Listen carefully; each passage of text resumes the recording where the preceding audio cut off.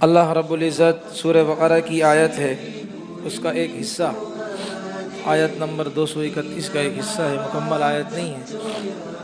اللہ رب العزت ارشاد فرماتے ہیں، جس کا مفہوم یہ ہے کہ تم لوگ اللہ کے احکام کا مذاق نہ اڑاؤ، تم لوگ اللہ کے احکام کا مذاق نہ اڑاؤ، اور اللہ نے جو نعمتیں تمہیں دیں اس کو یاد کرو، اور جو اللہ نے کتاب تمہارے لیے اتاری ہے تم پر،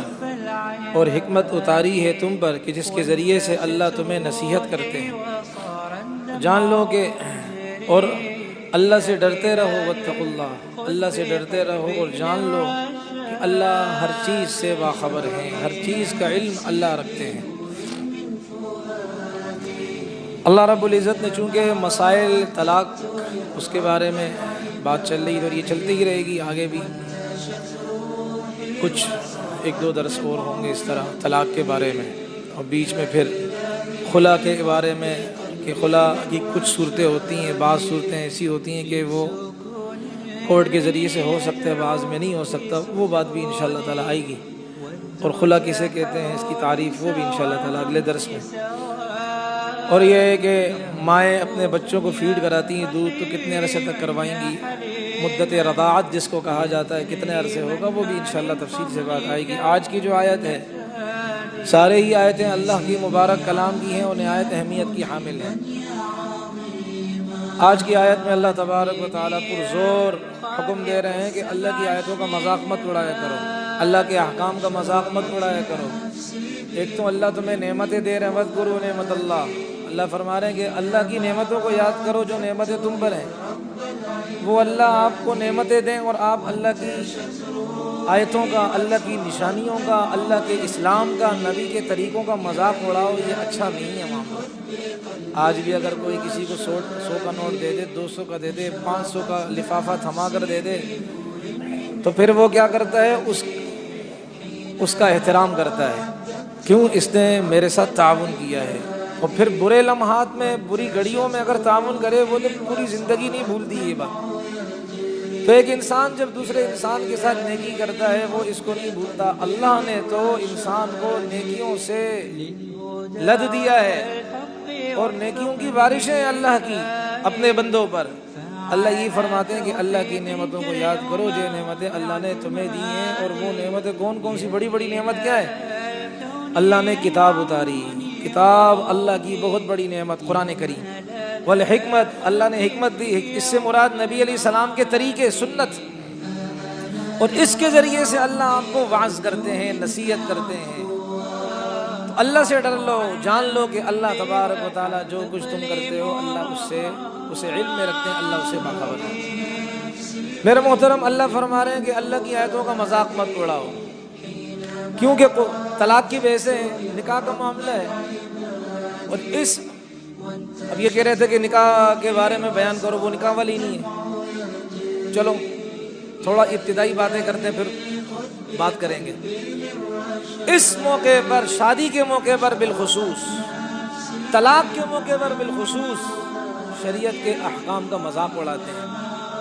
معذرت چاہتا ہوں، آج شادی کے موقع پر بالخصوص، نکاح کے موقع پر، شادی کے موقع پر، دیکھ لیں آپ کے سامنے کیسے مذاق اڑاتے، پوری رات لچر لفنگوں والا معاملہ ہوتا ہے، پوری رات نیندیں حرام ہوتی ہیں، پوری رات اللہ کے غضب کو دعوت دینے اعمال ہوتے ہیں۔ کچھ بھی کر لیں، اس وقت کا اگر کوئی بڑا ولی بھی نکاح پڑھا لے نا، لیکن رات کو ہم جو اللہ کو ناراض کرتے ہیں نا میرے بھائی، کوئی فائدہ نہیں، سیدھی بات ہے۔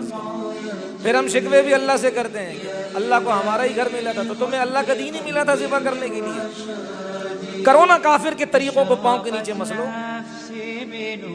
کافروں کے اعمال کو جوتوں کی نوک سے اڑاؤ نا، نہیں جی، وہ تو کیوں، اس لیے کہ وہ برادری کا معاملہ ہے۔ تو یہاں بھی اللہ کی غیرت کا تقاضا یہ کہ پھر اللہ بدلہ لیتے ہیں بھائی، اس لیے اللہ وارننگ دے رہے ہیں، میری آیتوں کا مذاق مت اڑاؤ، میرے احکام کا مذاق مت اڑاؤ۔ رسول پاک علیہ الصلوۃ والسلام کی حدیث ہے، آپ علیہ الصلوۃ والسلام نے فرمایا، اسی نکاح کے مضمون کے اعتبار سے عرض کر دوں، جو کہ طلاق کا ویسی مضمون چل رہا ہے، ثلاث جدہن جد وہزلہن جد، نبی علیہ السلام نے فرمایا 3 کام ایسے ہیں اگر کوئی حقیقت میں کرے تب بھی وہ حقیقت ہے، یعنی کہ اگر کوئی سیریس کرے تب بھی وہ ہو جاتا ہے معاملہ، اور اگر مذاق میں کوئی کرے تب بھی وہ ہو جاتا ہے معاملہ۔ 3 کام ایسے ہیں، سیریسلی کوئی کرے تب بھی وہ معاملہ ہو جاتا ہے، اور اگر کوئی مذاق بھی کرے تب بھی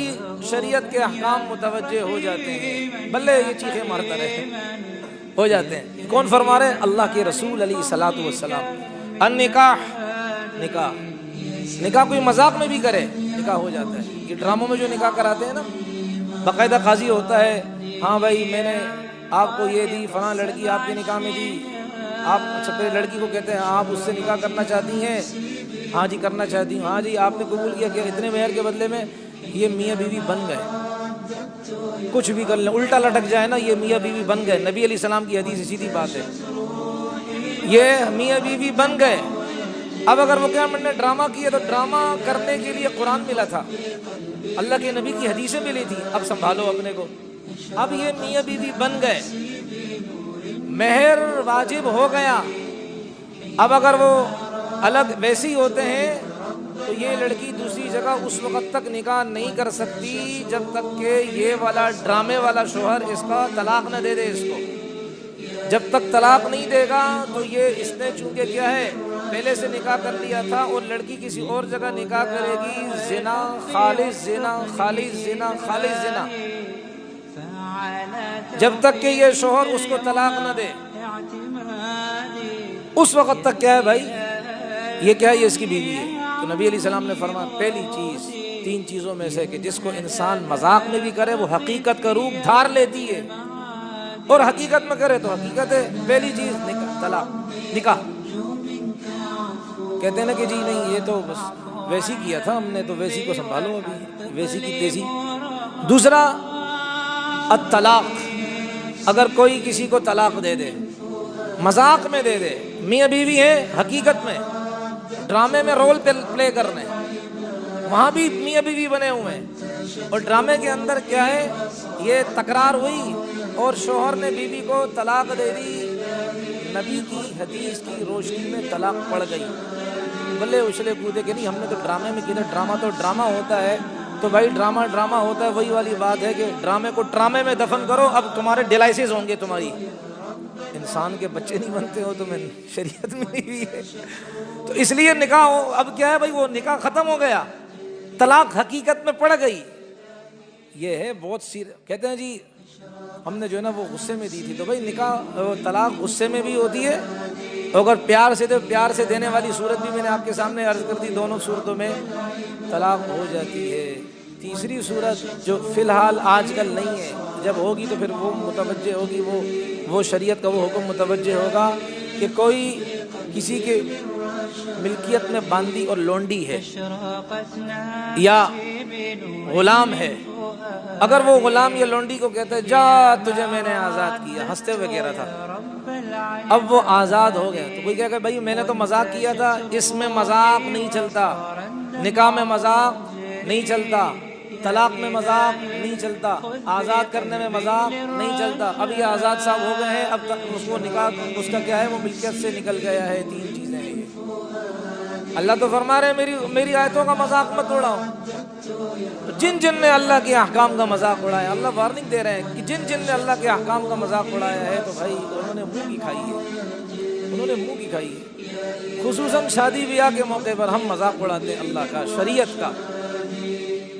ڈوم میراثیوں کو بلاتے ہیں، پوری رات میراثی ناچتے رہتے ہیں گدھوں کی طرح، حقیقت بتا رہا ہوں، پوری رات ناچتے ہیں، اور بعض تو ایسے ہیں کہ مسجد کا بھی خیال نہیں کرتے، مسجد کا بھی خیال نہیں کرتے ہیں بعض۔ ارے پہلے سنتے تھے، کئی دفعہ عرض کیا، پہلے سنتے تھے کہ بھائی وہ انڈیا کے اندر وہ ہندو اگر کیا ہے ڈول باجے ان کو تو بھائی ان سے تو اعتراض ہی نہیں ہے نا، وہ تو ہے ہی غیر مسلم نا۔ ڈول باجوں سمیت جب آتے، جب جیسے مسجد کے حدود کے قریب پہنچتے اس علاقے کے، بھائی نہیں مسلمانوں کی عبادت کا ہے، مسلمان اپنے رب کو یاد کرتے ہیں، لہذا یہاں ان کی عبادت کو چھیڑنا نہیں ہے، ان کو کیا ہے عبادت کے اندر کوئی خلل واقع نہ ہو، وہ اتنا خیال کیا کرتے تھے۔ اب تو ہمارے یہاں ایسا ساؤنڈ سسٹم ہے کہ بھائی مسجد کے در و دیوار گونجتے ہیں، الماریوں میں رکھے ہوئے قرآن پاک گونجتے ہیں،